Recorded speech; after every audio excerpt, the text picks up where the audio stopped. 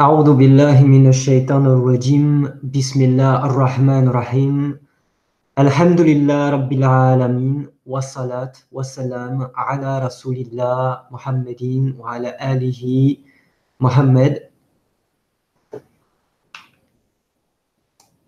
Assalamu alaikum wa rahmatullahi wa barakatuhu, frères et sœurs.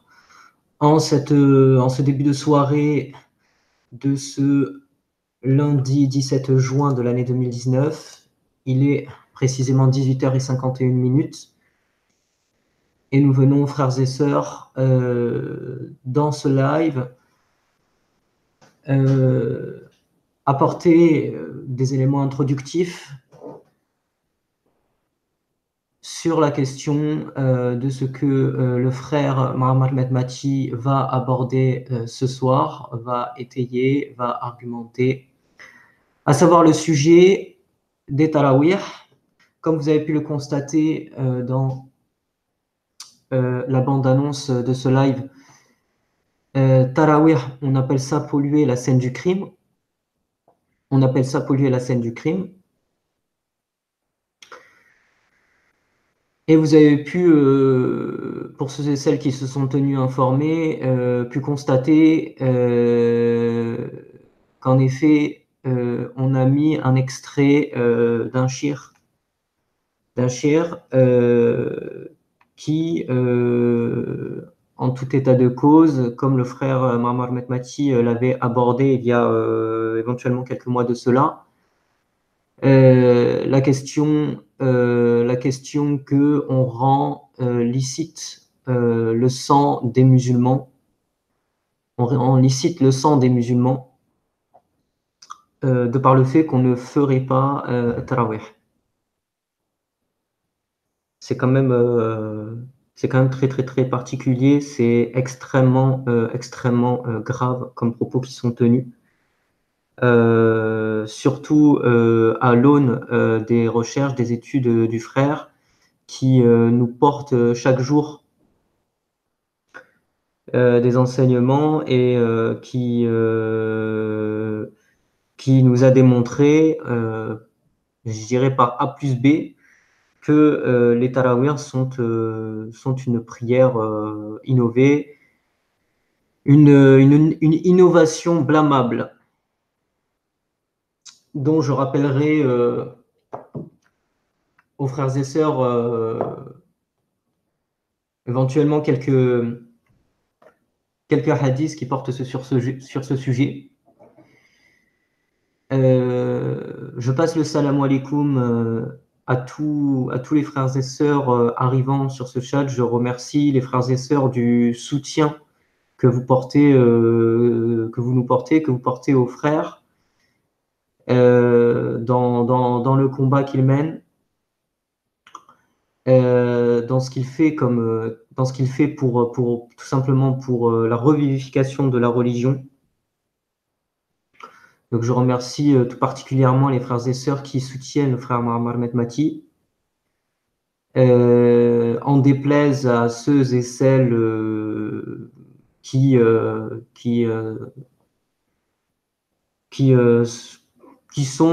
vont à l'encontre de ce frère, ou encore à qui cela leur déplairait, à juste titre, qu'on a prononcé le fait même que on affirme que c'est notre imam. Donc, bon gré mal gré vous, c'est notre imam, et qu'Allah lui en récompense, qu'Allah lui en récompense de tout son combat qu'il mène. Donc parlons, Inch'Allah, les frères et sœurs, en termes d'introduction, de la question des tarawih.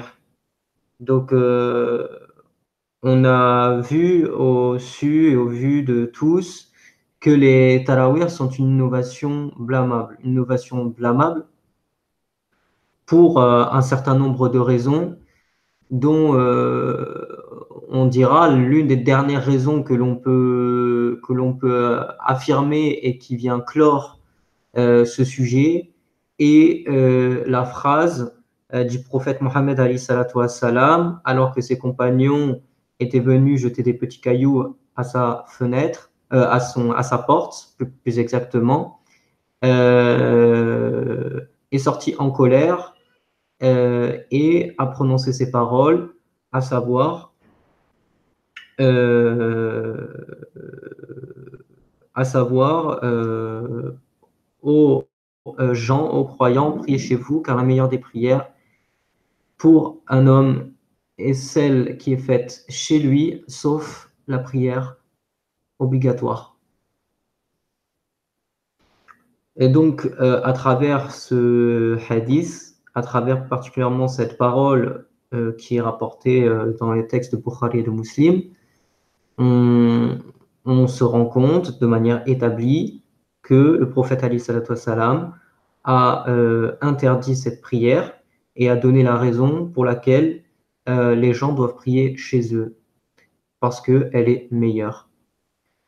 Il a donné les raisons, il a expliqué à ses compagnons pourquoi ils ne devaient pas prier à la mosquée regroupés, qu'ils prient chez eux. Il a ordonné à ses compagnons de rentrer chez eux et d'aller effectuer leur prière chez eux.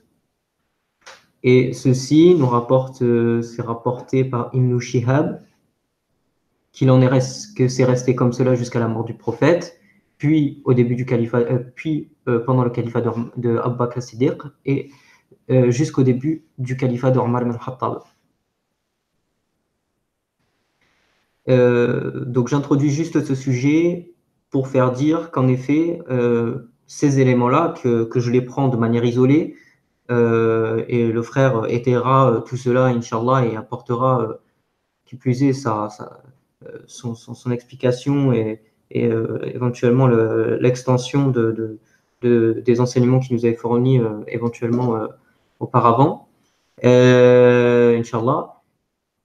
Ces propos-là, qui sont inscrits de manière isolée, sont rapportés dans Bukhari et dans Muslim, et sont rapportés de manière, de manière notoire dans les textes, dans les autres, dans les sunan, etc. Et on se rend compte que cette parole-là du prophète est la dernière des paroles qu'il a exprimées envers ses compagnons sur ce sujet-là plus particulièrement. Des tarawih. Le mot tarawih d'ailleurs que le prophète alayhi n'a jamais connu, puisque le mot tarawih est venu bien après. Donc, la question que l'on posera en premier lieu, c'est pourquoi désobéissez-vous au prophète?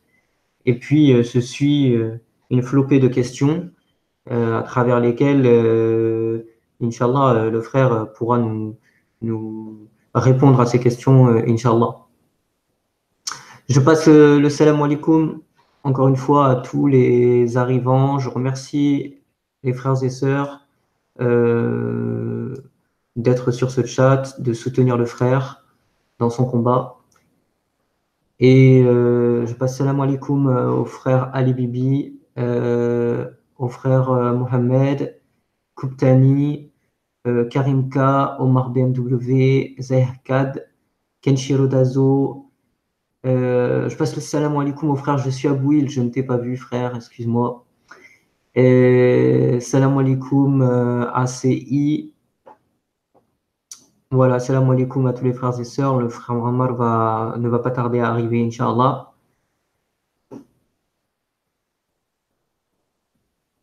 Inch'Allah.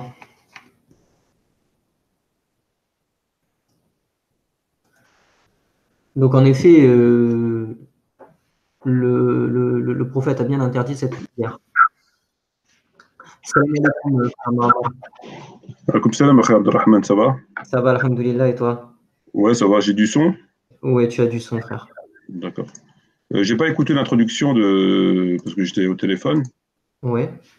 Donc je te laisse continuer ou finir l'introduction de. Bah écoute, moi je l'ai fini l'introduction, donc j'ai fini l'introduction, j'ai juste introduit le sujet sur lequel on va traiter, à savoir les tarawih. Ouais, en ce sens où j'ai exprimé que j'ai parlé donc plus particulièrement du hadith dont le prophète alayhi salam a ordonné à ses compagnons de prier chez eux ouais, et que j'ai dit que bon, c'était expliqué de manière, enfin, que c'était rapporté de manière notoire dans Bukhari, dans Muslim, dans les Sunan, ouais. et que c'était la dernière des paroles que le prophète alayhi salam avait effectuées, avait ordonné à ses compagnons. Hmm. Et puis, de la même manière, j'avais exprimé le fait que de ton travail, c'est-à-dire le travail que tu effectues depuis maintenant sur cette question, ça fait plus de 10 ans, il me semble, c'est ça? Sur cette question-là?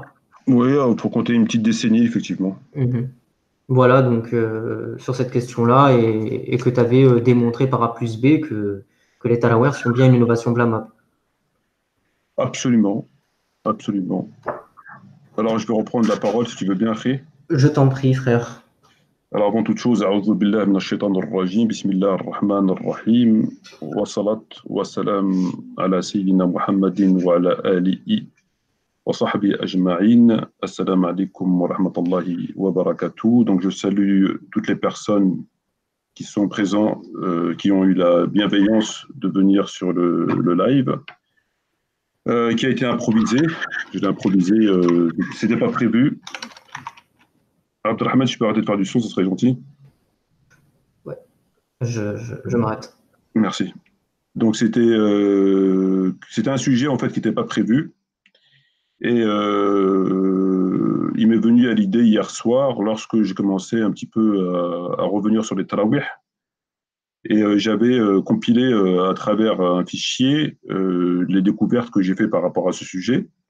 L'essentiel des découvertes que j'ai faites, je les ai divulguées conformément à ce que nous impose le Coran et le prophète, à savoir que celui qui cache une science volontairement euh, aura une braise de feu dans la bouche, en tout cas, pour faire court, rendra des comptes, voilà, pour être sûr de ce qui se passera le jour des comptes, pour éviter de tomber dans la caricature ou dans le faux hadith, etc. Il est évident que celui qui cache un savoir, qui a un savoir commun, rendra des comptes le jour des comptes. Ce qui me semble évident, ce qui me semble tout à fait normal, de surcroît lorsque les gens sont égarés par rapport à une information erronée qui a été introduite au sein de l'islam, promotionnée à coups de livres. Et comme on sait que c'est l'Arabie Saoudite qui a on va dire, qui a le monopole de l'islam entre guillemets sunnite, c'est elle qui fait l'appui et le beau temps, c'est elle qui promotionne certains savants, qui en cache d'autres, enfin ben voilà. Donc il faut revenir sur tout cela, Inch'Allah. Alors, salam alaikum Akhi Malik. Donc, je voudrais saluer salam le frère CI, salam au frère Mustapha. Donc, je vous salue tous, surtout ceux qui sont là constamment, qui m'envoient des mails. Ryan le boss, Ali Bibi, Mohamed, salam alaikum. Je regarde vite fait. Alors, à tous les frères, Karim K, salam alaikum, Adil. Il y a qui encore? Abou Il, salam alaikum Akhi. Voilà. Donc, je vous salue tous. Alors, est-ce que les gens ont du son? Est-ce que vous m'entendez bien ou est-ce qu'il y a des choses à régler éventuellement? Malik, est-ce que tu peux me dire si vous m'entendez correctement ou est-ce qu'il faut que je parle plus fort, moins fort, à droite, à gauche? Je descends, je monte? Comment ça se passe?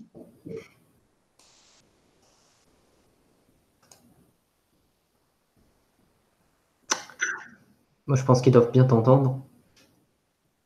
Donc, on me dit 5 sur 5. Ouais. Merci. Alors, frères et éventuellement sœurs, je vous demande votre attention parce que c'est un sujet très intéressant.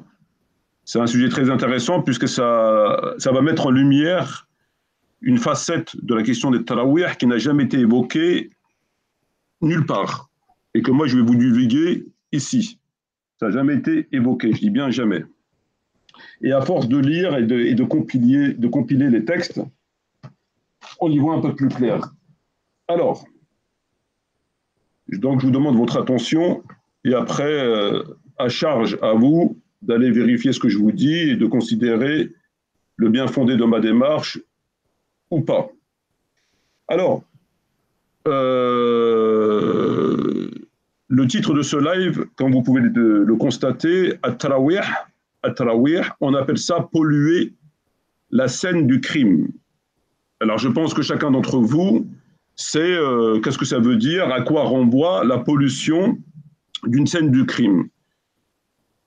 On peut faire un parallèle avec le tarawih sans absolument aucune exagération. La pollution de la scène d'un crime consiste, comme vous le savez, vous pouvez le voir par ailleurs dans des feuilletons américains, j'ai Mentalist ou je ne sais pas quoi, des feuilletons, souvent il y a des scènes de crime, et c'est dans le réel aussi, hein, c'est pas que dans les feuilletons. Quand il y a un crime, que ce soit dans un lieu fermé ou dans un lieu ouvert, à l'extérieur ou à l'intérieur, et qui s'est déroulé un crime, la police scientifique vient sur le lieu du crime. Et la police scientifique doit geler, ce qu'ils appellent geler la scène du crime, elle gèle la scène du crime, en mettant ce qu'ils appellent le truc, la crosse, etc., ne pas rentrer. Donc elle gèle la scène du crime, et la police scientifique travaille afin de récupérer un maximum d'indices, afin de pouvoir, le cas échéant, remonter sur le ou les individus qui ont commis le dit crime. Donc c'est l'acte premier, sinon sans quoi leur investigation est compromise, ou dans le meilleur des cas, largement, amplement, elle va très largement se compliquer s'ils ne gèlent pas la scène du crime, c'est de venir geler la scène du crime. Et ensuite, ils arrivent avec leur tenue blanche, et puis ils ramassent les indices un petit peu partout, etc., la position du corps, les trucs, les machins, les empreintes, les traces de pas, etc., etc., afin de recueillir le maximum d'indices et de les étudier dans leur laboratoire afin d'essayer de remonter sur le ou les criminels. Voilà. Alors, il se trouve que si on veut induire les enquêteurs en erreur, il se trouve que si on veut induire les enquêteurs sur une fausse piste, le meilleur moyen pour le faire, lorsque les individus sont chevronnés ou relativement chevronnés, on ne parle pas du petit délinquant qui vient et qui met un coup de couteau à une femme ou un bonhomme ou une bagarre, non, on ne parle pas de ça. On parle des gens, comme on voit un peu dans Colombo, voilà. Donc lorsqu'on veut induire les enquêteurs en erreur, on pollue la scène du crime, ce qu'on appelle polluer la scène du crime. Des fois c'est fait volontairement, des fois c'est fait involontairement. Volontairement, c'est-à-dire le ou les criminels brouillent les pistes, hein, ils ramassent les indices, ils mettent le corps d'une autre position, et ils mettent des trucs pour embrouiller les enquêteurs. Et quand c'est fait involontairement, c'est-à-dire que les gens qui passent par là, ou des voisins, peu importe, lieu fermé ou lieu ouvert, pénètrent sur la scène du crime, mais de façon involontaire. Et non seulement ils pénètrent dans la scène du crime, mais en plus ils touchent à des choses. Ils touchent au corps, ils touchent à des choses ici et là. Et donc quand la police scientifique elle arrive, la scène du crime, elle est, dans leur langage, polluée. On ne sait pas qui a fait quoi, on ne sait pas ces traces de pas, ils sont acquis, est-ce qu'ils sont éventuellement du criminel ou de quelqu'un qui est venu entre-temps pour voir ce qui se passait, on ne sait pas. Est-ce que l'empreinte digitale qui a été découverte est celle du criminel ou d'une personne? Est-ce que on ne sait pas. Ce qu'on appelle pollution du crime. Donc ça, c'est l'acte premier digne de toute police scientifique qui se veut un tant soit peu professionnel dans tous les pays du monde. Alors, quel est le rapport entre at-tarawih et la pollution d'un scène du crime? Le rapport, il est très simple. At-tarawih, lorsque vous investiguez de façon, je dirais, investigation de routine, de principe, on va dire une espèce d'enquête préliminaire, on est immédiatement interpellé par un certain nombre de textes qui attirent notre attention. Il n'y a pas besoin d'être Ibn Baz ou Ibn Taymiyyah ou Shafi'i, rahimahullah, pour se rendre compte qu'il y a quelque chose à redire sur ce problème, sur cette question. Donc, ici, nous avons les éléments qui ont été figés par l'histoire, puisque figurant dans des manuscrits, Bukhari, Muslim, etc., ils ont été figés par l'histoire. Ils sont contenus dans les ouvrages, donc ils sont figés par l'histoire. À charge aux musulmans, à charge à l'étudiant, à charge à l'érudit, au savant, au shir, de lire, évidemment, pour apprendre sa religion, ça me semble normal, en tout cas pour celui qui veut comprendre et ne pas faire tout et n'importe quoi, ne pas passer pour une bourrique, et à charge d'étudier, de comprendre. C'est le travail, comme l'a dit le prophète Mohammed, la recherche de la science est une obligation pour tout musulman. Et non pas pour tout musulman et toute musulmane, comme l'a dit Tariq Ramadan, en ajoutant le féminin. L'obligation, c'est pour l'homme, pas pour la femme. La femme, c'est des obligations à sa leur. Elle n'est pas tenue à apprendre sa religion au sens professionnel du terme. Très bien. Donc là, à ce stade, on peut découvrir, si on étudie correctement, de façon non sectaire, hein, et puis avec la lumière divine, c'est-à-dire Dieu connaît notre intention lorsqu'on lit un livre. Est-ce que c'est pour dire ouais, moi je suis un shir, ou est-ce que c'est pour corroborer ta thèse éventuellement sectaire, chiite, sunnite, wahhabite, et j'en passe, ou est-ce que non, tu as la niya, tu prends un livre vraiment pour apprendre ta religion, pour essayer de retrouver les pas du prophète Mohammed par où le prophète Mohammed il est passé. C'est ça le rôle d'un étudiant, d'un érudit, d'un musulman, à plus forte raison d'un savant, c'est de chercher les pas du prophète. Il les cherche, quitte à se mettre à quatre pattes par terre, quitte à mettre sa tête par terre, quitte à poser son front par terre. C'est le rôle d'un bon musulman, c'est de retrouver, avec l'aide de Dieu, les pas du prophète, par où il est passé. Et ces pas du prophète, nous les avons dans les livres de la Sunna, évidemment, qui nous donnent les éléments essentiels, et à travers lesquels ces éléments essentiels posent un gros point d'interrogation. Quels sont ces éléments essentiels? Nous les avons donnés depuis un peu moins de 10 ans, parce que les premiers actes qui ont été faits il y a un peu moins de 10 ans ont été relativement sommaires, puisque ce qu'on avait découvert il y a à peu près 10 ans, c'est comme une mesure avec ce que nous avons trouvé aujourd'hui. Nous avons enrichi le dossier avec les lectures, hein, les textes qu'on a découverts, puisque eux, ils les cachent. On a réussi à enrichir le dossier. La volonté n'a pas été évidemment prise d'enrichir à charge, mais de travailler à charge et à décharge. Mais il se trouve que tous les aimants vont dans le même sens, c'est-à-dire à charge contre eux. Et donc, en environ une décennie, nous arrivons à une conclusion très sérieuse que nous n'avons pas il y a 10 ans. Par exemple, il y a 10 ans, on n'avait pas la contestation. Nous avons le hadith, Fassalu ayunas fi buyutikum, etc. Mais on n'avait pas la contestation, on n'avait pas Tahawi, on n'avait pas Malik, on n'avait pas les textes Ibn Omar, Shatib el-Muwafaqat, Sahaba, etc. On n'avait pas tout ça. Alors évidemment, l'accusation a été fragile, puisque, comme j'ai dit, je le redis, je le redirai toujours, vous avez ces gens qui, évidemment, vont s'engouffrer dans la brèche en disant « Oui, mais d'accord, c'est bien beau ce que vous nous dites, mais toi, tu n'es pas mieux que Shafi'i, tu n'es pas mieux que les compagnons, tu n'es pas mieux que ceci, tu n'es pas mieux que cela. Si eux, ils ont fait, toi, tu es qui ?» Forcément, tu as mal compris. Donc là, on a une faille dans l'accusation qui leur permettait de s'engouffrer de façon raisonnable. Mais grâce à Dieu, avec le temps, cette faille a été refermée. Ils ne peuvent plus passer par là. C'est terminé. La porte, elle est fermée définitivement. Donc, on n'est plus Metmati et les chiites, on est Metmati, les chiites, les compagnons, les tabi'i, etc., etc., etc. Donc, ils ne peuvent plus. Très bien. Mais ce n'est pas clos. Il y a encore à faire. Alors, là où on a affaire à des gens particuliers, on a affaire à des voyous. Ce sont des gens qui se comportent comme des voyous. Et quand je dis voyou, je pèse mes mots. Ibn Taymiyyah, dans son livre Kitab as-Sunnah an-Nabawiyya, est un menteur. Et je pèse mes mots et j'en assume la responsabilité devant Dieu le jour de la résurrection. Dans son livre sur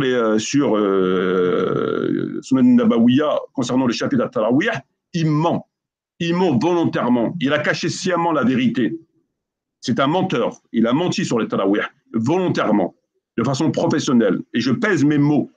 Je lui accorde absolument aucun bénéfice du doute. Il l'a fait exprès. Et on y reviendra, le cas échéant, au moment voulu, où on développera ça de façon, là aussi, encore professionnelle, puisqu'il y a un projet qui se prépare concernant Tarawih, qui va, un ouvrage et des vidéos qui vont être, si Dieu le veut, évidemment, édités et traduits, bon, en anglais et l'arabe, on l'a déjà, mais en turc, en indonésien, en plusieurs langues, et qui va être propagé dans le monde entier.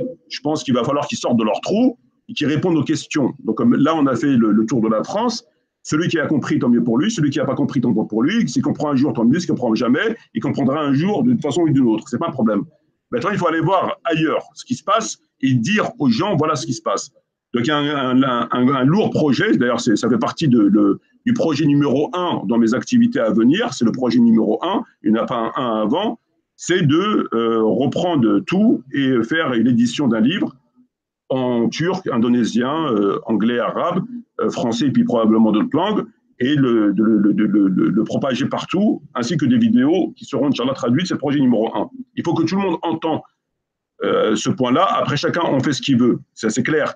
Il ne faut pas leur permettre de filer à l'anglaise en pensant que le sujet va s'estomper de lui-même, un peu comme les gilets jaunes, et qu'ils vont continuer à mentir aux gens comme ça, ad vitam aeternam. Il va falloir qu'ils répondent aux questions. Il va falloir qu'ils répondent aux questions à des gens chevronnés.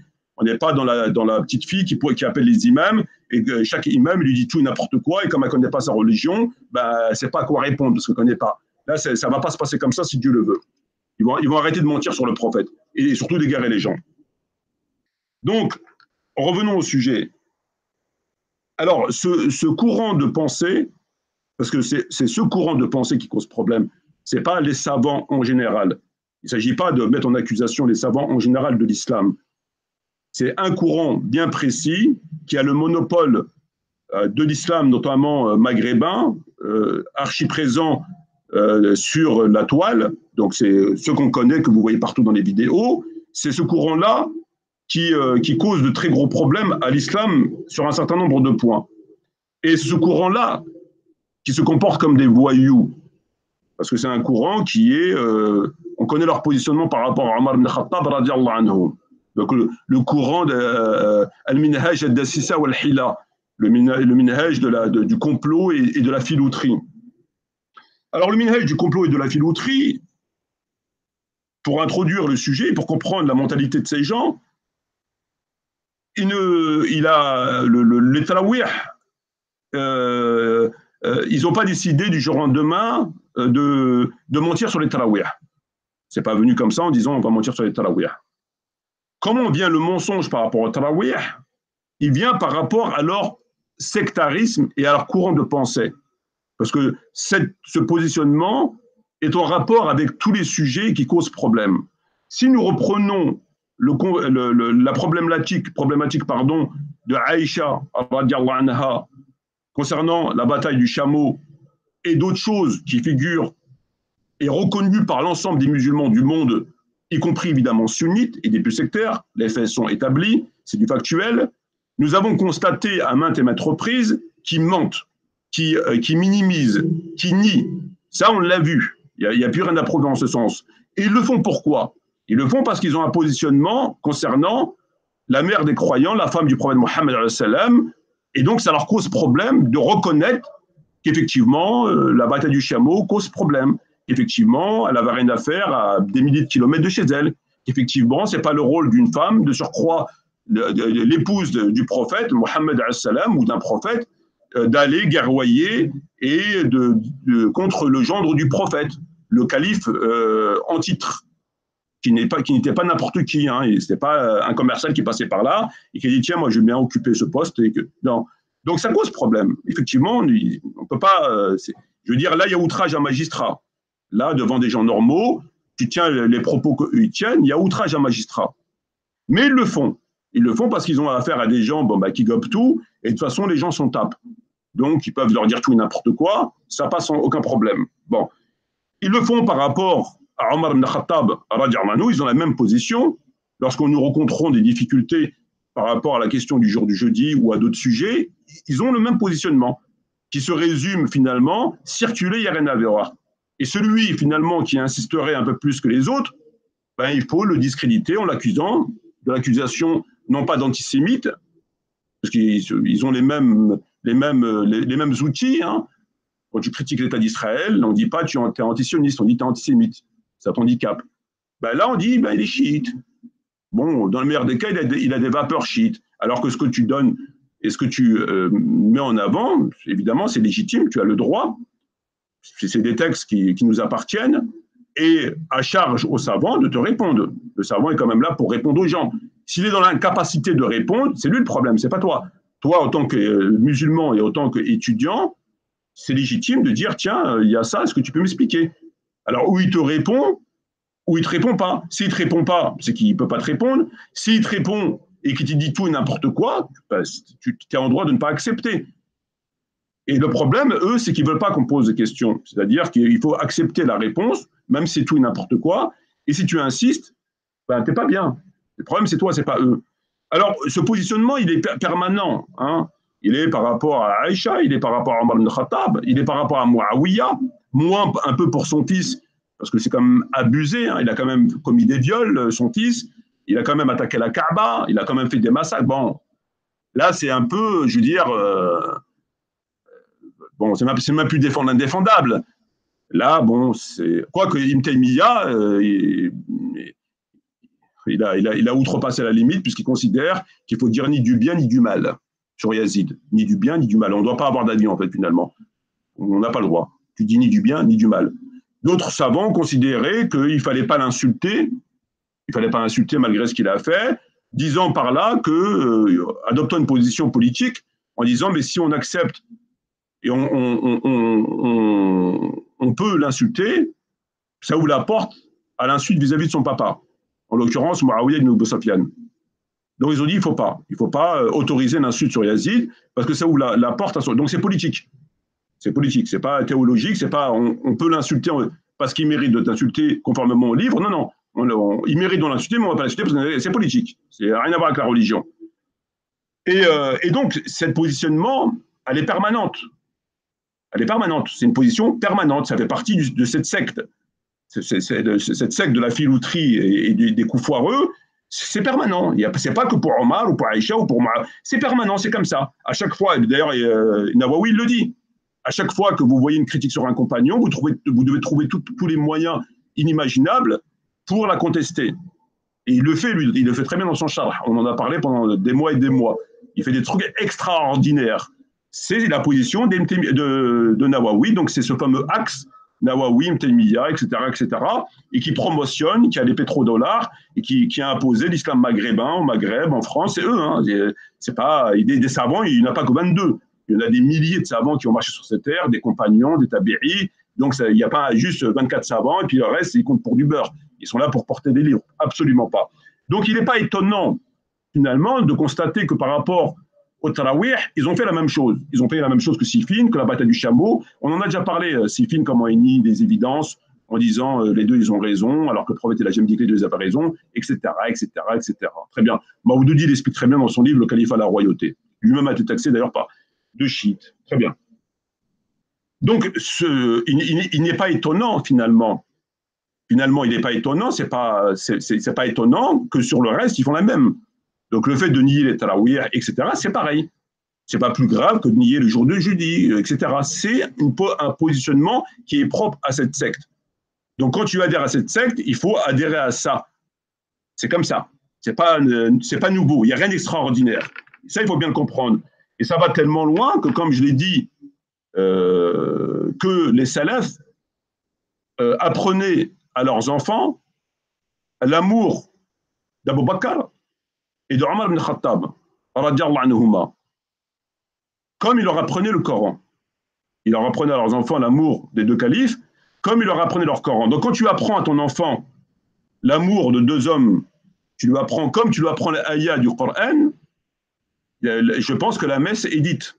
Ça veut dire ce que ça veut dire. Alors pourquoi deux?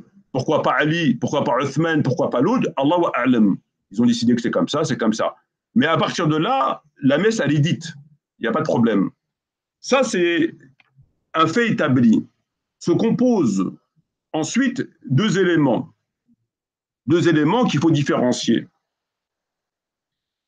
Vous avez les grands savants, comme l'imam Malik, rahimahullah, comme l'imam Shafi'i, à plus forte raison Tahawi, Hassan al-Basri et d'autres, qui ont une position relativiste sur la question. Ils y vont à demi-mot. Al-Shafi'i, on connaît ce qu'il a dit sur Tarawih. Lui-même ne faisait pas de Tarawih. L'imam al-Malik, on connaît. On lui a rapporté qu'un tel et un tel ne faisait pas de Tarawih, on connaît, etc., etc. Donc, c'est à mi-chemin, c'est entre le cochon et le mouton. Alors, c'est pas une sunna qu'il faille respecter, puisque l'autre, il préfère prier seul, l'autre, machin. Mais quand même, c'est mieux, voilà, entre les deux.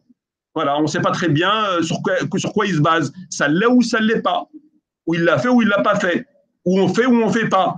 Ou il y a des textes ou il n'y a pas de texte. Il n'y a pas entre les deux. Tu fais ou tu ne fais pas. Alors, eux, ils savent la vérité. Évidemment qu'ils la connaissent, la vérité. Et ils ont été à du mimo. Oui, c'est mieux, moi je préfère prier seul, c'est mieux que vous priez seul. Un tel ne font pas tarawih. Ils ont raison. Ils ont raison de pas faire tarawih. Moi-même, je ne fais pas tarawih. Mais ils vont conditionner ça. Comme Malik dans le mot d'Awana, il conditionne ça. Oui, mais pour ceux qui peuvent. Par exemple, l'imam Shafi'i, il a dit je préfère. Je préfère. Ah, préférer, ce n'est pas une obligation. Pourquoi tu préfères? Oui, il préfère. Il n'a pas interdit. Il n'a pas dit c'est haram. Il n'a pas dit c'est bid'a mazmouma. C'est juste une préférence. L'imam Malik, il a dit moi, je ne fais pas tarawih. Un tel ne font pas tarawih. Pour ceux qui peuvent.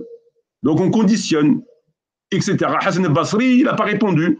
Il a simplement dit je préfère que les gens lisent le Coran eux-mêmes. Donc, tu vois, on est entre le cochon et le mouton. On conditionne. Conditionner quoi?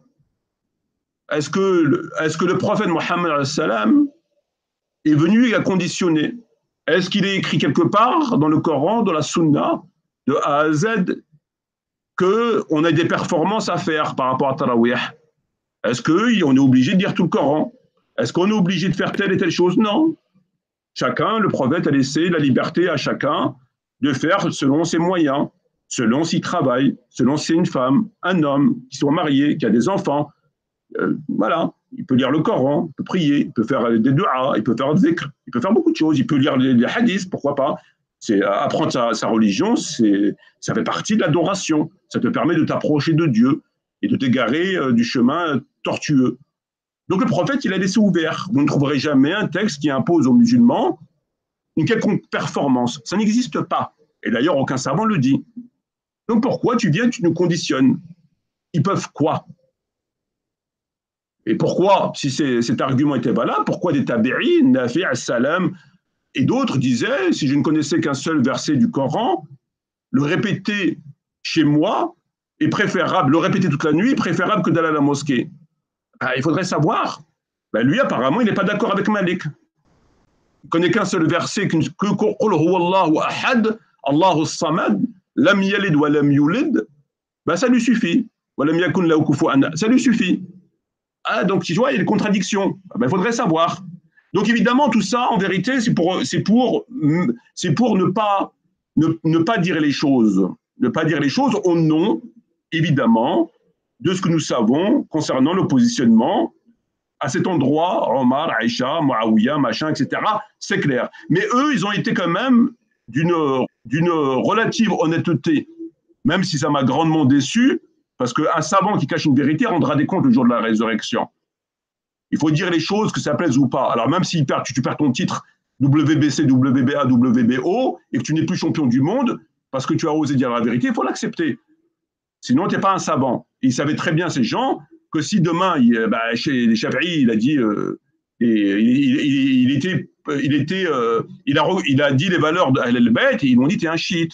Il a dit oui, si reconnaître Ahl-el-Bayt, c'est chiite, il a dit que juste, voilà. Donc, ils ne sont pas cons, ils le savaient. Donc, malheureusement, ils n'ont pas été au bout. Ils n'ont pas été au bout, parce que le bout, c'est quoi? La conclusion, c'est quoi? C'est préférable? C'est conditionné? Non. Le bout, c'est que c'est interdit haram. Oui, c'est haram. Est-ce que c'est un péché de faire tarawih? Naam, haram. Est-ce qu'on a des hasanat? Non. Tu auras des punitions. Pourquoi? Est-ce qu'obéir au prophète, c'est fard? Bien sûr. Est-ce que désobéir au prophète, c'est fard? Bien sûr. Est-ce qu'on peut avoir des hasanat en faisant le contraire de ce qu'a dit le prophète? Jamais. Est-ce qu'on a d'autres éléments? Aucun. C'est un ordre. Donc, tu dois obéir. Et là, on n'obéit pas. Et tu penses avoir des hasanat. Passons le sujet. C'est ça, la vraie position. Je ne connais pas d'autres positions. Ça, c'est les premiers grands savants. Et ensuite, on a eu ce qu'on appelle la clique. La clique que l'on connaît. Ultra-sectaire. Ibn Taymiyyah est ultra-sectaire. C'est-à-dire le mec, il nie tout en bloc. Il va jusqu'à mentir pour essayer c'est bien connu. Donc là, on a eu... Et eux, ils ont terminé le boulot. C'est-à-dire, au lieu de rester de relativiser, etc., ils ont terminé le boulot. C'est radical, tarawih, c'est sunna, Sunna Muakkada, oui, il n'y a pas. Il est mieux de prier à la mosquée. Ils vont même contredire le prophète en disant quoi? On a posé la question à Fawzan ou je ne sais pas qui, les trois mousquetaires là-bas. Est-ce que c'est quand même incroyable quand même. Ils vont poser des questions à savants pour leur dire est-ce que c'est mieux de faire tarawih à la mosquée ou à la maison? Et la réponse, vous l'avez déjà, non? Et donc, qu'est-ce que tu veux me casser la tête? La réponse, elle est dans ton livre. Eh bien, ils ont demandé à des savants. Là, on ne parle pas de Fasalo Innes. Non, on parle juste de savoir si c'est mieux. Hein. C'est-à-dire, on enlève l'impératif, on enlève tout ça. On va rester dans le minima. À savoir, est-ce que c'est mieux? Donc là, on enlève le fard. Je suis parti voir, j'ai des livres au mode savant, je ne m'en sais plus de Al-Semen et compagnie. Même Nawawi, d'ailleurs, il s'interroge, même Nawawi s'interroge, et d'autres s'interrogent. Est-ce que c'est mieux, Yachir, de prier à la mosquée, Tarawih ou à la maison? Et non, c'est mieux à la mosquée. La réponse, c'est mieux à la mosquée. Alors, non seulement ils ont la réponse dans leur livre, Afdal Salat Salat Maïf Beiti'i, non, mais ils vont demander au shir. Mais ils ont la réponse du prophète. La meilleure prière pour un homme est celle qui est faite chez lui. Donc, tu as la réponse. Pourquoi tu vas demander au shir? Et le shir lui dit non, le contraire. Il lui dit non, c'est mieux à la mosquée. C'est ça le pire. Ça existe aussi. Ça existe. Et eux, ils ont carrément fait un massacre. Ils ont fait un massacre. C'est simple. Et ils ont fait un massacre comment? Ils ont fait un massacre, non seulement en ne disant pas la vérité, c'est-à-dire ce qu'on a dit, hein, le hadith, le contexte, à quel moment le prophète il l'a dit, est-ce qu'ils ont prié avec lui, pourquoi. Ça c'est les textes, c'est la matière grise qu'on a, que tout le monde peut trouver lorsqu'on étudie raisonnablement, correctement sa religion. Mais on ne parle pas de ça ici. On va parler d'autre chose. Ça, ils l'ont caché. Ils ont caché ça, ils n'ont pas dit. Mais ils ont été au-delà. Ils ont été au-delà de ça. Ils ont pollué la scène du crime. Le crime, c'est quoi? Le crime, c'est de désobéir au prophète et de cacher face au le contexte, le pourquoi du comment. Ça, c'est la scène. C'est la scène du crime. Ça s'est passé quand? Où le prophète a prié? Combien de jours le prophète a prié? Est-ce qu'ils ont prié avec lui? Ça, ils l'ont caché. Ça, ils l'ont caché. D'accord? Ils vont juste dire que c'est une sunna muakkada. Et si c'est une sunna muakkada, comment ça se fait qu'ils ne savent pas combien il a fait de raka'a? Parce que c'est une sunna muakkada. Quand on dit sunna muakkada, ça veut dire confirmer, comme salat, la prière de l'appui, ou la prière de l'Aïd, ou la prière de salutation de la mosquée, on appelle ça soit sunna muakkada. C'est une sunna muakkada, du mot akid. Ça veut dire il n'y a pas de doute, la shik fiha. Ok? Bon, si tu sais que c'est une sunna muakkada, est-ce que tu peux me dire combien de raka'a il faisait? Ah ben, ils ne savent pas. Ah, donc c'est une sunna muakkada, mais tu ne sais pas combien il a fait de raka'a le prophète. Ah ben, on ne sait pas. Donc, ils ont divergé. Alors, un, il fait 20, l'autre, il fait 22, l'autre, il fait 12, l'autre, il fait 13, l'autre, il fait 8, l'autre, il fait 4, l'autre, il fait 25, je ne sais pas ce qu'il traficote, c'est le loto. Et puis, ils sont partis voir Aïcha, ils ont dit comment le prophète priait pendant le ramadan, comment il faisait une nafila, le prophète. Aïcha a répondu, elle a dit ni pendant ni en dehors du ramadan, il dépassait le temps de rak'a, 11 ou 13, je ne m'en souviens plus très bien du chiffre qu'elle a donné. Ben, ils ont dit, bon, on va faire comme ça, nous. Ils ont été carrément demandés. Mais c'est une sunna muakkada. C'est extraordinaire. Très bien. Donc là, on est dans la scène du crime. Maintenant, cette scène du crime, qu'est-ce qu'ils ont fait? Ils l'ont pollué. Ils l'ont pollué pour pas que le chercheur, l'archéologue, on est dans l'archéologie, l'enquêteur, celui qui cherche les pas du prophète, trouve. Alors non seulement on cache les éléments, on joue avec le hadith, en prenant le coupé au détriment d'une autre, etc., on cache. Déjà, c'est déjà criminel. Mais en plus, on va au-delà. On va faire en sorte que le mec qui va étudier correctement sa religion et qui va passer des années à étudier, on va l'embrouiller. On va tout l'embrouiller pour pas qu'il retrouve la vérité. Donc ça va au-delà. Et ça, les autres ne sont en rien responsables. Alors, comment ils ont fait? Je vais vous donner 11. Je vais vous donner 11 éléments. Il y en a moins, à ce jour, il y en a 11. Peut-être qu'on en trouvera d'autres. À ce jour, j'ai découvert 11 éléments. 11. J'aurais préféré que ce soit 12, mais il y en a 11. Il y a 11 éléments que j'ai découverts dans mes études qui leur ont servi à polluer la scène du crime afin d'induire les gens en erreur et afin que l'étudiant ne retrouve pas la vérité. Et donc de corroborer leur fameuse thèse qu'ils ont concoctée. Le premier élément, quand l'étudiant, parce que là on est au niveau de l'étude, on n'est pas au niveau de la lecture, l'étudiant va acheter 500 livres, c'est-à-dire un conteneur, chose que j'ai faite. Il va acheter 500 livres de fiqh, de jurisprudence, qu'on appelle si faussement la jurisprudence, afin de voir, parce qu'il y a beaucoup de savants, donc on ne va pas s'arrêter à un tel, il y a beaucoup de savants, il y en a plein. 2e siècle, 3e, 4e, 5e, 6e, il n'y a pas que Ghazali et Albani. Dieu merci. Donc l'étudiant, il va dire, tiens, je vais élargir mon champ d'investigation. Donc je vais acheter une grosse quantité de livres et je vais fouiller là-dedans pour voir qui dit quoi. Et là, on est dans le cadre des savants. On n'est pas dans le cadre de l'imam de la mosquée du coin. Non, on est dans le cadre des savants qui se valent mutuellement. Hein. Parce que ceux qu'on connaît, on les connaît, on nous dit qu'ils sont forts, et, nous, on ne les a pas fréquentés. On nous dit, bon, ben voilà, on a toujours les mêmes noms dans la bouche. Mais il n'y a pas que. Il faut rendre hommage aux savants. Et pourquoi qu'on rendrait hommage à certains, il n'y a pas d'autres. Très bien. Donc, on va prendre 500 livres. Et je vais prendre des livres de fiqh. Et je vais dans le Bab Tarawih, ou Qiyam al-Layl, pour voir qu'est-ce qu'ils disent, comment ils abordent le problème. Qu'est-ce qu'ils font? Ils vont t'expliquer Tarawih. Ils vont dire, voilà, Tarawih, machin, etc. Ils vont, à ce stade, cacher les éléments à charge. Ils vont te faire un développement du chapitre Tarawih en donnant que les éléments que eux ils veulent te donner. C'est-à-dire ils vont pas travailler à charge et à décharge. Qui a dit quoi et au nom de quoi? Non. Ils vont donner le hadith, ils peuvent pas le cacher. Ils vont pas cacher face à l'ONS ou boutique comme ils peuvent pas. Donc ils vont le mettre. Omar il a dit Ni'ma bid'a hadith, ils vont le mettre, il n'y a pas de problème. Bon, maintenant il faut conclure. D'un côté, face à l'ONS ou boutique comme le côté Omar bid'a, le mec il dit tiens, il y a un problème là. Le prophète dit prier chez toi, on m'a dit c'est une bid'a, on m'a dit toute bid'a est égarement, tout égarement. Bon, donc forcément le cerveau il prend un coup là, direct.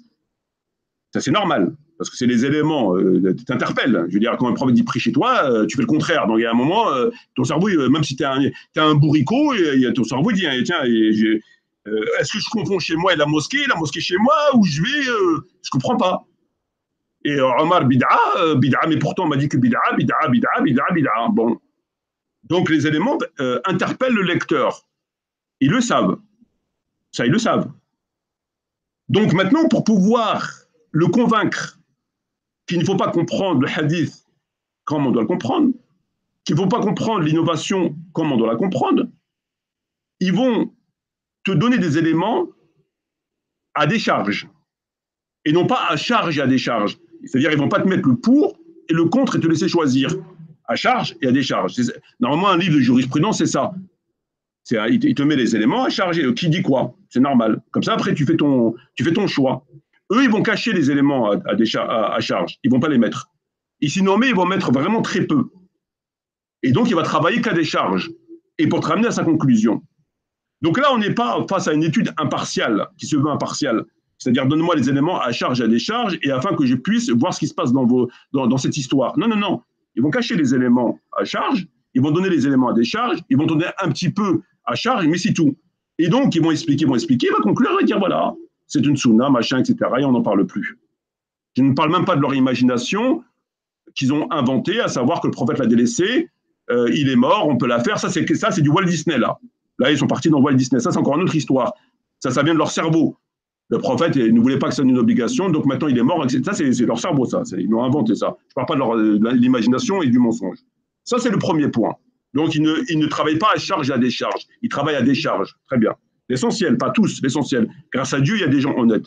Et c'est avec eux la vérité émerge. Le deuxième élément, pour induire les gens en erreur. Tu prends un livre de fiqh, tu vas dans Qiyam al-Lil, Salat Nafila fi Shahri Ramadan. Très bien. Ils te disent quoi pour introduire le sujet? Le prophète Mohammed a dit, deux petits points. Inna afdal as-salat salat al-mar'i fi baytihi ila maktuba. Fermeture de guillemets. Ijtihad, développement. Et disquette. Conclusion, tu peux prier à la mosquée. Blablabla, tu peux prier à la mosquée. Qu'est-ce qu'ils ont fait? Ils ont enlevé la première partie. Ils coupent, ils aiment bien jouer du ciseau. Avec le premier hadith, ils l'ont coupé en deux. Ils ont pris que la partie, je crains que c'est une obligation, ils n'ont pas pris Fasal Wa'innes Fobuticum. Donc ils ont pris Ils jouent du ciseau, on l'a bien vu, ils maîtrisent le ciseau. Bon. Et là, ils ont fait pareil. Ils ont pris le hadith au milieu. Ils ne citent pas le hadith complètement, intégralement. Fasallu ayyuhannas fi buyutikum. Fa'ina afdal as-salat salat al-mar'i fi baytihi ila maktuba. C'est ce qu'il a dit le prophète. Ils le savent. Non, ils vont couper la première partie. Ils vont enlever Fasallu ayyuhannas fi buyutikum. Ça, on dégage. On garde quoi? Fa'ina afdal as-salat salat al-mar'i fi baytihi. Donc, ils vont prendre que la deuxième partie dans certains livres de fiqh. Et dans cette partie-là, ils vont le traiter comme une recommandation. Et cette recommandation ramène le hadith au même rang que les hadiths qu'on trouve concernant, par exemple, la prière de la femme. Lorsque le prophète salam, dit le meilleur rang pour la femme est le dernier, et le pire est le premier. La meilleure prière pour la femme est chez elle. Et dans sa chambre, elle est mieux que dans le salon, etc. Ici, est-ce que le prophète a interdit à la femme d'aller à la mosquée? Non. Est-ce qu'il y a quelqu'un qui peut dire c'est haram à la femme d'aller à la mosquée? Non. On ne peut pas. Pourquoi? Parce que dans le hadith, il n'y a pas d'interdiction. C'est une vive recommandation. Alors, la recommandation, elle doit être évidemment suivie. Une femme qui veut écouter le prophète, si le prophète lui dit la meilleure prière, c'est chez toi plutôt qu'à la mosquée, il est évident qu'elle ne va pas aller à la mosquée. Hein, ça me semble évident. Bon, c'est évident. Maintenant, il ne doit pas interdire. Il y a des compagnons qui ont interdit.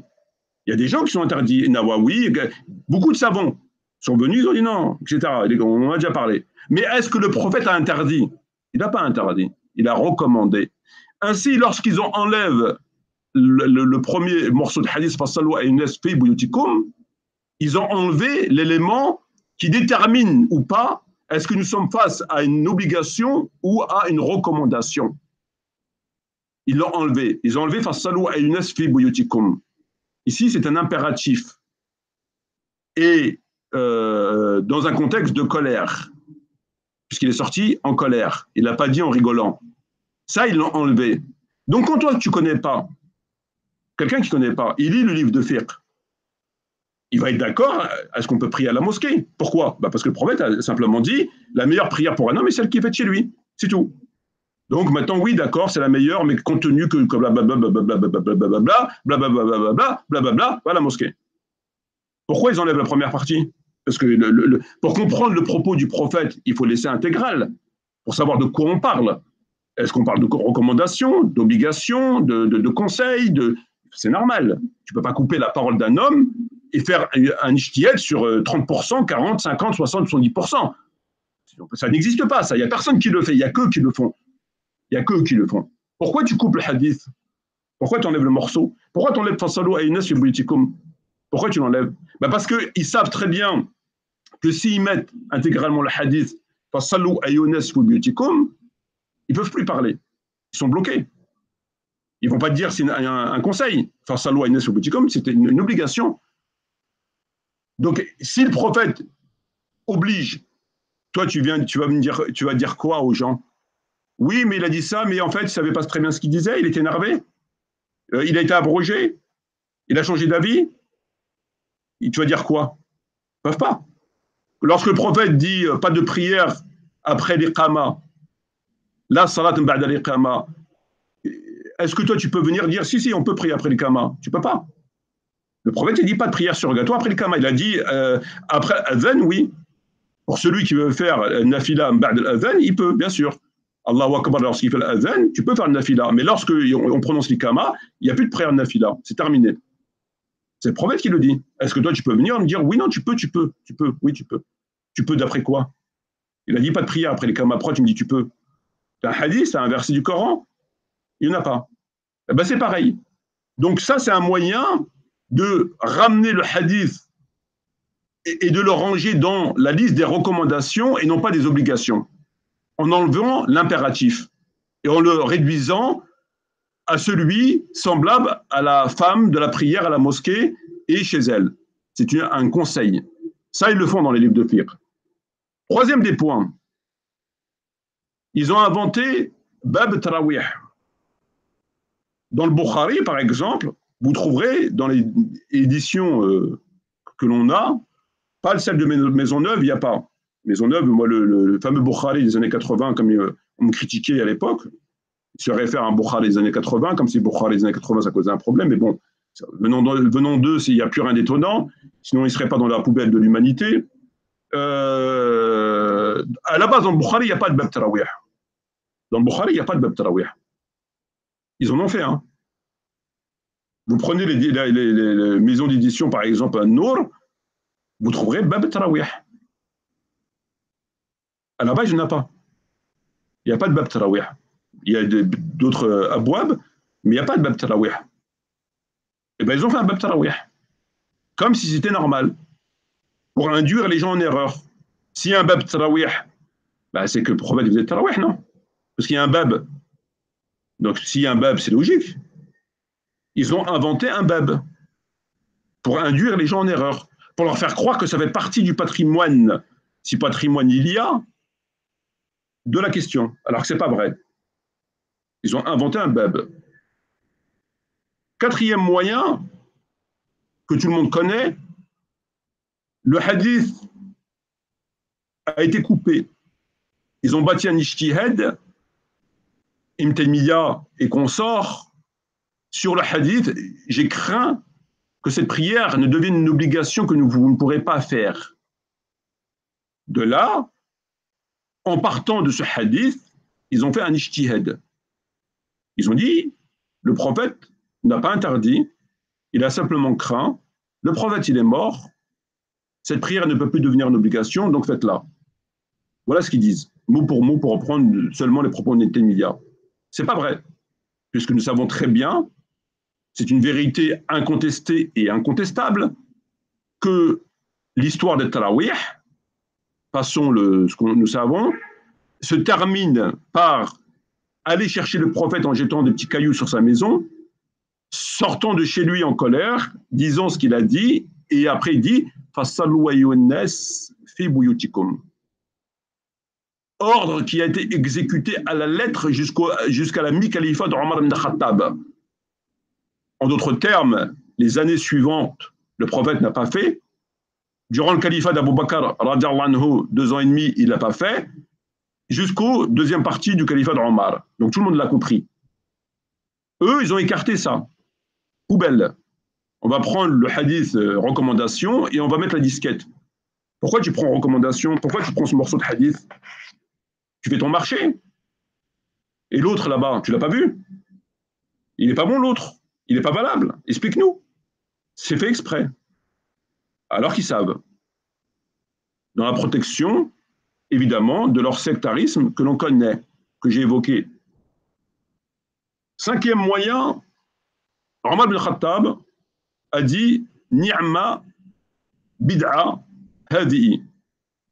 Ni'ma bid'a hadi'i. En d'autres termes, quelle excellente bid'a. Omar, lui, constatant que des gens faisaient une chose qui n'existait pas à l'époque du prophète, ni à l'époque d'Abu Bakr, l'a appelé par son nom, bid'a. Alors là, ils ont été embêtés. La secte des coups fourrés et de la filouterie sont embêtés, puisqu'ils savent très bien que le mot bid'a, tout le monde connaît. D'ailleurs, ils le disent dans leur prêche, toute innovation est égarement. toute innovation est égarement, et tout égarement conduit au feu. Ben, il faut qu'ils arrêtent. Parce que Tarawih, c'est une bid'a, c'est Omar qui le dit. Donc si vous dites toute innovation est égarement, ben, vous reconnaissez de ce fait qu'il y a un problème, puisque le Tarawih, c'est une bid'a. Donc vous devez dire normalement, toute innovation est égarement, sauf Tarawih. Ben oui, ça me semble logique. Omar dit c'est une bid'a. Vous ne pouvez pas dire, ils ne peuvent plus dire toute innovation. Bon. Donc là, qu'est-ce qu'ils ont fait? Ben, ils sont embêtés de l'aveu même de Omar. Ils sont embêtés. Qu'est-ce qu'ils ont fait? Ah bah c'est une bid'a l'ouraouia. Ah, et qu'est-ce que c'est l'ouraouia? Ben en fait, c'est l'ouraouia, c'est une chose qui n'a pas de précédent. Admettons, à l'époque, il n'y avait pas de téléphone. Maintenant, il y a des téléphones. On appelle ça innovation l'ouraouia. Ce n'est pas une innovation dans la religion, c'est une innovation dans la langue linguistique. Tu vois, c'est pas pareil. Donc ils ont dit, ils l'ont rangé dans l'innovation linguistique. Alors une question, elle est simple. C'est des gens qui ont beaucoup d'imagination, ces gens. La question, elle est simple. Comment peut-on ranger une innovation linguistique dans un acte de prière? Est-ce que la prière, c'est linguistique? Ou est-ce que ça fait partie de la religion au sens strict du terme? Ou est-ce que c'est comme une voiture ou un téléphone ou un couteau ou une canne à pêche? Ben parce que là, on parle de quoi? On parle de la prière. Donc, s'ils disent que c'est dans l'oraouia, dans ce cas-là, il faut considérer la prière comme un acte matériel qui n'a rien à voir avec la religion. C'est comme ça. Or, la prière, tout le monde sait que c'est pas une voiture, c'est pas linguistique, c'est théologique. Ça fait partie de la religion. Donc, forcément, lorsqu'il dit ça, il ne parle pas, lui, de linguistique. Ça, c'est eux qui l'ont dit. C'est ses avocats. C'est ses avocats qui l'ont dit, mais lui, il n'a pas dit ça. Il n'a jamais dit l'oraouia. Ça ne peut pas être au sens linguistique parce qu'on a affaire à la pratique, à la prière. Donc ça ne peut pas être linguistique, ce n'est pas un minbar, ce n'est pas un haut-parleur. Non, c'est la prière. Donc si on parle de prière, innovation, ce n'est pas linguistique. Ça leur sert pour éviter l'accusation. Sixième élément. Le hadith, etc., il enlève du chapitre qu'ils ont créé, il le cache dans un autre chapitre. Dans Sahih Muslim, dans le Bukhari et dans d'autres ouvrages, ce hadith qui doit figurer normalement dans le bab qu'ils ont fait de Tarawih, donc ils font un bab Tarawih, ils mettent le hadith de Tarawih. Mais on ne trouve pas ce hadith, ils l'enlèvent. Tu cherches, tu dis, mais où le hadith? Ils l'ont mangé ou quoi? C'est la chèvre qui recommence, c'est la chèvre de M. Seguin qui refait surface. Non, il l'enlève. Tu le retrouves dans la prière de l'éclipse ou dans voilà. Il le met dans un autre chapitre. Il l'enlève, il le met ailleurs, exprès. Moi, personnellement, j'ai des Bukhari, où ils ont enlevé, tu ne trouves pas le Fasalou Febutikum. Ils l'ont enlevé. Ils le mettent ailleurs pour polluer la scène du crime. Donc, ils inventent un chapitre, ils te mettent le hadith, j'ai craint que c'est une obligation, etc., mais celui-là, ils l'enlèvent. Je ne sais pas, il le balance aux archives ou ils le mettent dans la rubrique pommes de terre ou carottes. Voilà. Ça, ils le font aussi. Je l'ai constaté de mes propres yeux.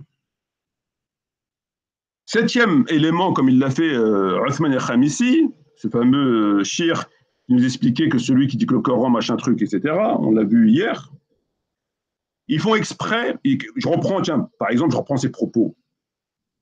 Il dit, mais, je reprends ses propos, il dit, mais Tarawih, il y a salat qiyam al-lil, nafs al-shi. Ah bon? Bah oui. Tarawih, c'est qiyam al-lil. Il dit, c'est pareil. Ah non, c'est pas pareil. Ah non, c'est pas pareil. Déjà, Tarawih, ça ne peut pas être qiyam al-lil parce que ça n'existait pas à l'époque du prophète. Déjà, pour commencer, après, qiyam al-lil, ça existait. Une seconde. Hein.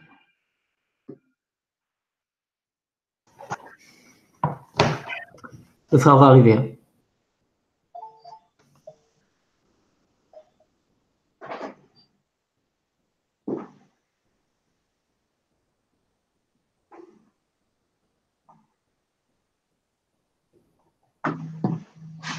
Voilà. Alors, ils te disent, comme Othman el-Khamisi, il te dit, ouais, il te dit c'est pareil. Il te dit, Qiyam al-Layl, il y a cette tarawih, il y a Qiyam al-Layl. C'est pas vrai. Déjà, pour que tu dises Qiyam al-Layl, c'est tarawih, ça voudrait dire qu'elle existait à l'époque du prophète. Pour dire c'est pareil.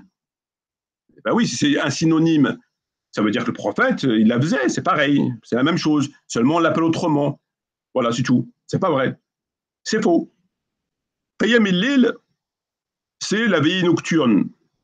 Comme c'est indiqué, Qiyam al-Layl, veillée nocturne. Ça, on connaît. C'est dans le Coran, c'est dans la Sunna, personne ne conteste, pendant et en dehors du Ramadan. Tarawih, c'est le rassemblement des musulmans pour faire la prière dans la mosquée durant le Ramadan. Ça, on ne connaît pas. Alors, moi, je ne connais pas. Ça n'a rien à voir. Et où le rapport entre Qiyam al-Layl et Tarawih? Ben, le rapport, il n'y en a pas. Un, le prophète ne connaît pas. Donc, il faut arrêter d'attribuer des choses au prophète. Parce que si c'est pareil, le prophète l'a fait. Il l'a vécu, en tout cas. Et de deux, c'est que un, c'est Qiyam al-Layl, et l'autre, c'est le rassemblement des mosquées, etc., du Ramadan. Voilà. Donc, ça n'a rien à voir. Ils le font exprès. Donc, finalement, ils te disent, bah, quand tu vois le mot Qiyam al-Layl, c'est Tarawih. Donc, pour le pauvre garçon ou la pauvre petite fille qui lit dans le hadith, par exemple, Qiyam al-Layl, dans sa tête, elle dit, ouais, c'est Tarawih. C'est pas vrai. La confusion, en fait. Il faut créer de la confusion. 8e élément.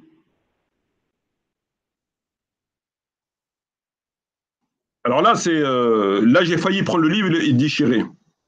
Là, ils perdent complètement mon respect. C'était, il me semble, le Sharh de Suyuti, si ma mémoire est bonne. Mais il n'y a pas que lui. Il cite le hadith. Le prophète a dit, etc. Il le cite. Alors, je ne sais pas si c'est lui qui a fait la note de bas de page ou je ne sais pas ce qu'il trafique, parce qu'apparemment, ils excellent dans le traficotage. Note de bas de page. Petit astérix, renvoie à note de bas de page pour nous faire l'explication de ce hadith. Naam, naam, c'est vrai. Effectivement, le prophète a dit ça. Effectivement, la prière, on doit la faire à la mosquée que quand c'est obligatoire. Et on fait aussi les sunnas permanentes, à savoir l'Aïd, par exemple, qui n'est pas une obligation, mais on la fait à la mosquée. La prière de l'appui, par exemple, la prière de salutation de la mosquée, et la prière de Tarawih. Voilà les professionnels du mensonge. Donc ils sont face à une injonction qui indique clairement aux gens, faites la prière chez vous, sauf al-maktouba. Alors là, c'est incroyable. Incroyable. Ils reconnaissent. Mais comment ils arrivent à récupérer le coup? Ils vous disent oui. Mais est-ce que la prière de l'Aïd, c'est obligatoire? Non. La prière de l'appui, non. Ce sont des sunnans. On les fait où? Dans la mosquée. Tarawih, on fait dans la mosquée aussi. C'est ce qu'on appelle des sunnans permanentes. Permanentes. Donc, ils ont pris le tarawih, ils l'ont rentré dans la sunnan permanente pour éviter de rendre des comptes. Mais jusqu'à preuve du contraire, tout le monde sait que le prophète faisait l'Aïd, la prière de l'appui, etc. Mais le tarawih, quand il a fait le tarawih, le prophète, lui? Pour que tu puisses me ranger tarawih avec des sunnans permanentes, il faudrait qu'il les ait fait au moins une fois dans sa vie. Et de surcroît, il ne faudrait pas qu'il les ait interdites quand même. Alors, je voudrais qu'on me dise quand le prophète a fait tarawih une fois dans sa vie. Il n'y en a pas. Donc, s'il n'y en a pas, pourquoi vous dites que c'est une sunna permanente? Comme s'il avait fait toute sa vie. Ils arrivent à te dire que c'est une sunna permanente comme la prière de l'Aïd, donc de la ranger dans les sunnas permanentes afin de l'introduire au sein de la mosquée. Or, il se trouve que le prophète ne les a jamais faites de sa vie, jamais, et de surcroît, il l'a interdite. Mais il l'a rangée parmi les sunnas permanentes. Ça veut dire qu'il l'a fait tout le temps, lui. Il a toujours fait tout le temps. C'est quand même fort.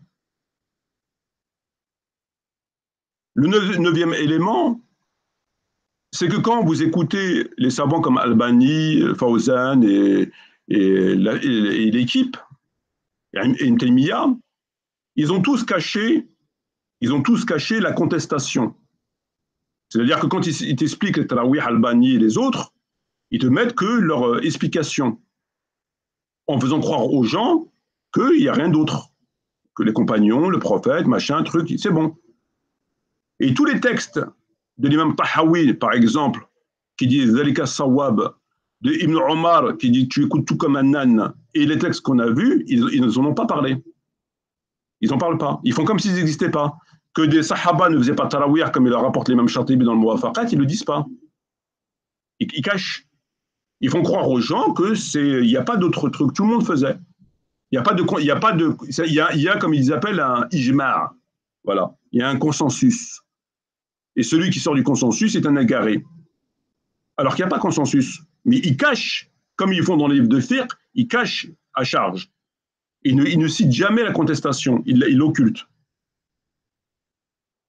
10e élément, c'est qu'en dehors des livres de fiqh que l'on connaît, des écoles que l'on connaît, il y a d'autres livres de fiqh. Il n'y a pas que ceux-là. On y reviendra au moment voulu. Et donc, il y en a d'autres que personne n'a entendu parler ici. Ni en vidéo, ni en dessin animé, ni en quoi que ce soit. Et dans ces livres de fiqh, il y a des preuves encore que ça a été contesté par les grands savants. Ça a été contesté notamment dans un livre de fiqh où le savant dit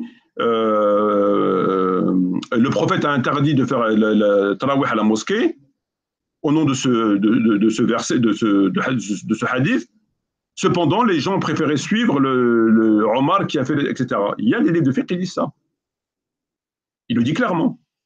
Comme quoi, le prophète a interdit, mais les gens préféraient suivre Omar. Ça, ils ne le disent pas non plus. Donc, les livres qui sont connus, ils les cachent, et les livres qui sont inconnus, ils ne vont pas les chercher pour dire ce qui se passe là-dedans. Ils cachent aussi, les deux, connus et inconnus. Et enfin, pour terminer, le 11e élément, ils prennent des hadiths qui n'ont rien à voir avec le tarawih. Par exemple, ils vont prendre le hadith qui dit, le prophète alayhi salam a dit, celui qui veille durant le mois du Ramadan avec foi et conviction, Allah lui pardonnera ses péchés. C'est un hadith qui est connu. Ils le mettent dans la rubrique tarawih. Celui qui veille durant le Ramadan avec foi et conviction, Dieu lui pardonne ses péchés. Mais le hadith là-dedans, où il parle de quoi, tarawih, c'est écrit où tarawih? Il n'y a pas écrit tarawih, il est simplement écrit celui qui veille avec foi et conviction, c'est tout. Ce qu'on appelle qiyam al-lil. Quel rapport avec tarawih? Il n'y a pas de rapport. Il n'y a pas écrit celui qui fait tarawih, il a écrit celui qui veille avec foi et conviction. C'est tout. Ah ben, ils le prennent et le mettent dans la rubrique tarawih. C'est une preuve comme quoi il faut faire tarawih. Parce que le prophète a dit celui qui veille avec foi et conviction, Dieu lui pardonne ses péchés. Il n'a pas écrit tarawih. Ben, ils le prennent et le mettent dans le tarawih pour induire les gens en erreur. Voilà les 11 éléments qui leur permettent de polluer la scène volontairement. Voilà comment ils arrivent à polluer la scène, comment ils arrivent à embrouiller le cerveau des gens. Enfin, on a passé un extrait d'un cheikh. Et ce cheikh, dans cet extrait, comme vous l'avez entendu, ça a été traduit, qu'est-ce qu'il dit? Il dit celui qui ne fait pas de tarawih, ou en tout cas la rejette, est un kafir. C'est ce qu'il dit mot pour mot. Pourquoi? Parce qu'il y a un consensus des compagnons, machin, truc. Donc il dit, c'est celui qui la rejette, c'est un kafir. Premièrement, déjà, il a piétiné la règle fondamentale qui considère que il n'y a que des éléments en rapport avec le Coran établis par le prophète et le Coran et le prophète qui rentrent dans le cadre de la aqidah, qui peuvent faire sortir les gens de l'islam. Quelqu'un qui a introduit une chose, un compagnon qui a introduit une chose, même s'ils sont 24 califes bien guidés ou 200 000 califes bien guidés, elle ne rentre pas dans le cadre de la croyance. Par conséquent, elle peut, surtout une chose qui a été faite après le prophète. Parce que si ça a été fait après le prophète, par conséquent, la croyance est fermée. Ici, elle est fermée, il n'y a plus d'éléments qui peuvent faire rentrer ou sortir. Donc, comme même il y aurait 12 000 califes bien guidés qui auraient commis un acte et qui sont mis d'accord avec cet acte, ce n'est pas pour autant que ça fait sortir de l'islam. C'est pas pour autant. Déjà, ça, c'est la règle fondamentale. C'est la règle fondamentale. Il a fait abstraction. Mais le plus grave, c'est qu'il a fait une boulette comme Uthman al-Khamisi. Uthman al-Khamisi nous explique que celui qui considère que le Coran suffit pour faire sa religion est un kafir. C'est ce qu'il a dit dans l'extrait. Celui qui vous dit le Coran suffit est un mécréant. Or, Omar ibn Khattab, il a dit que Aïdana kitab Allah, yikfi. Aïdana kitab Allah, yikfi. Nous avons le livre de Dieu suffit. Donc, pas besoin de la sunna. C'est ce qu'il dit. Donc, il y a un problème À force de mentir, ils tombent dans leur propre bon. Ben lui, il a fait pareil. Le type, là, avec la serviette sur la tête, il ferait mieux d'aller travailler d'ailleurs. Il a fait pareil. Il dit que celui qui rejette Tarawih est un kafir. Celui qui ne fait pas Tarawih, qui rejette, c'est un mécréant. Si je ne m'abuse, dans le livre Al-Muwafaqa de l'imam Shatibi, il te dit qu'il y a des grands savants, des grands compagnons, des tabi'in qui ne faisaient pas Tarawih. Donc ils sont mécréants. Ibn Omar, qui ne faisait pas Tarawih, est un kafir. Tous les tabi'is qu'on a vus qui ne faisaient pas Tarawih, dont celui, Salam ou Nafi', qui disait ne connaître qu'un verset, le répéter serait mieux que d'aller derrière un imam, c'est un kafir. Oui. Donc eux, c'est tous des koufars. Parce qu'ils n'en veulent pas de Tarawih. Ahl al-Bayt, dans les livres de. Comment il s'appelle je l'ai sous les yeux là.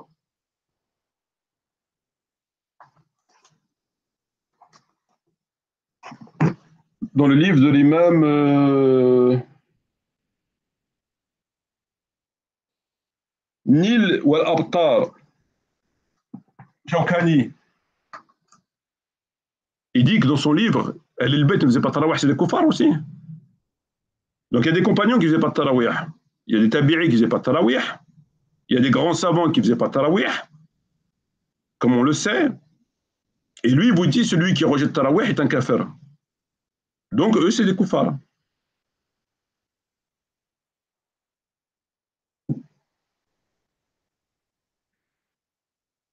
Voilà comment, j'ai terminé mon exposé, voilà comment il pollue la scène du crime pour embrouiller les gens. Voilà comment il joue avec les textes. Voilà. J'ai terminé, Abdelrahman. Ouais. Je te laisse la parole, Abdelrahman. Je t'en prie. C'est, comment dire, c'est extrêmement grave, frère. Surtout cette dernière parole que tu viens d'exprimer, de rendre licite le sang des musulmans, de rendre le sang licite des musulmans, alors que c'est une innovation blâmable.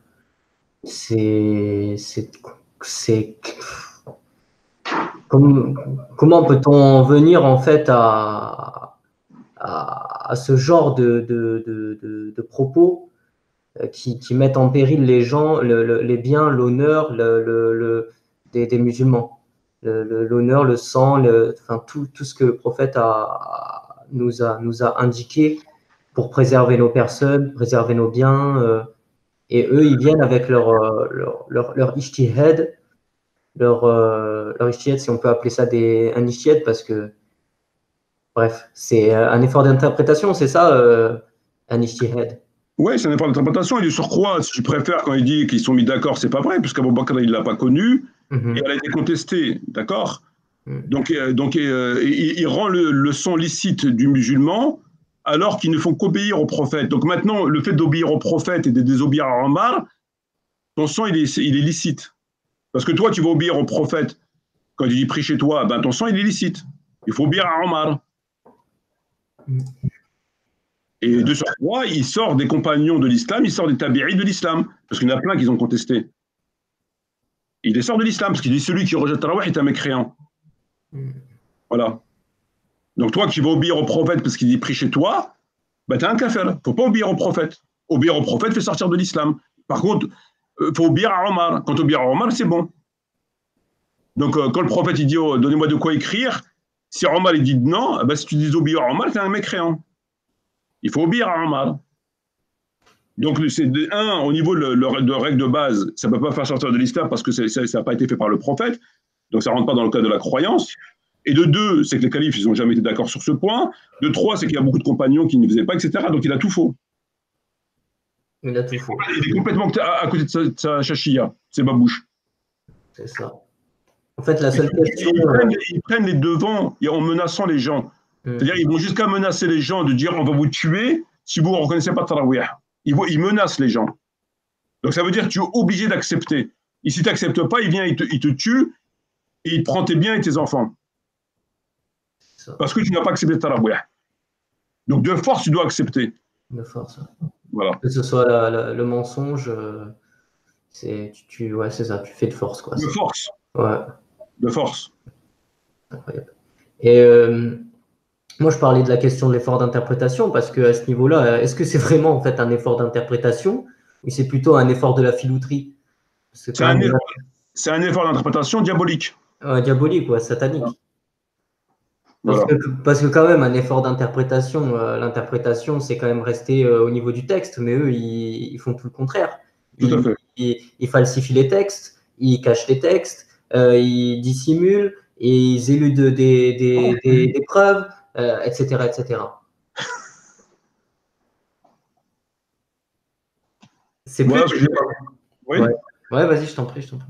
Voilà ce que j'avais à dire, Abdelrahman. Moi, je vais faire mes choses. Je te laisse Ben, avec les frères sur le live un petit peu.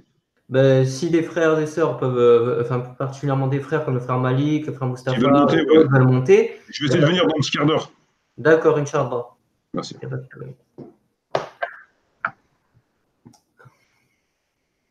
Donc les frères et sœurs, plus particulièrement le frère Malik, frère Mustapha, si vous voulez monter sur le live pour apporter vos développements, pour apporter vos propos, vous pouvez venir. Si tu arrives, Karim. Non, je vais confirmer, tu veux, comme la personne elle doit prendre un billet de train, un billet d'avion pour. Tiens. Fatigant aussi.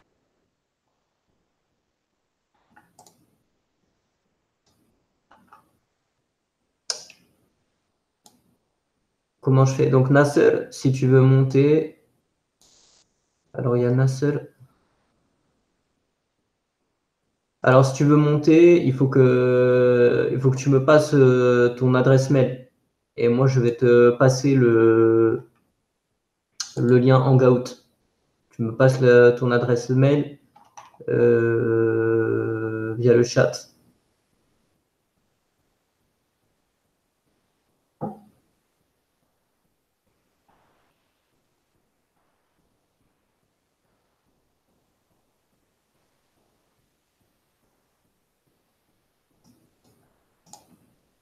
D'accord. Bah écoutez, les frères et sœurs, je pense que en termes de conclusion, je pense que ce que l'on peut tout simplement dire, c'est ne désobéissez pas aux prophètes, tenez-vous fermement au hadith plus particulièrement qui nous dit aux gens priez chez vous car la meilleure des prières pour un homme est celle qui est faite chez lui. Il faut en accepter la prière canonique. Euh, et retourner au livre d'Allah et retourner à l'enseignement du prophète Mohammed alayhi salatu wassalam.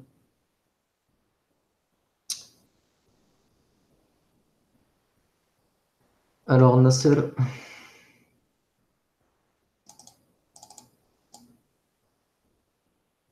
alors enfin, Nasser.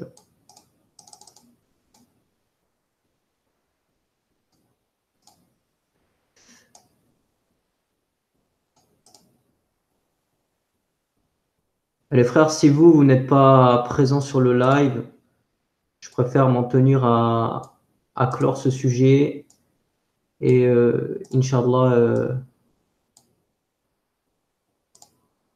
à se retrouver soit sur le live de Malik ce soir ou bien de se retrouver pour une prochaine fois, Inch'Allah, pour apporter